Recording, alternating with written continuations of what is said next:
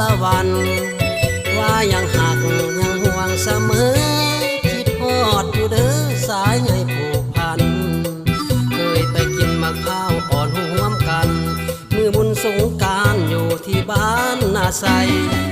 น้องนั้นบอกว่าหักอีดีนอกจากอายนี้ว่าบ่มีผู้ใดน้องบอกว่าจริงจากใจสัญญากันไว้อยู่บ้านนาไซสองเฮาอะโลน้องจำเสียงได้บ่เสียงนี่ละน้องน้องก็คงเข้าใจโทรมาจากเมืองท่าแตงแดนไกลด้วยความห่วงใยเจ้าอยู่ทุกนาที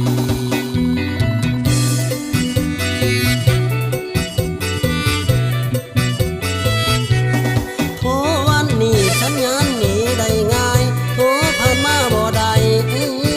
บ่ได้สัญญาณน้องว่าบ่มีโชคดีที่ได้ฟังน้ำเสียงหวานหวานล่อเลี้ยงให้หัวใจมีแหง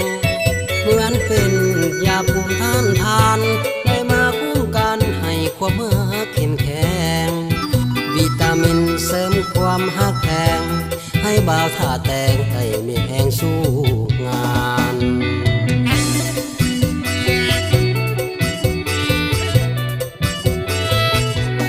เขียวใบหวานผู้สาวสารวันคิดฮอดอายอยู่บ่คือปากหวานกะดอกกะ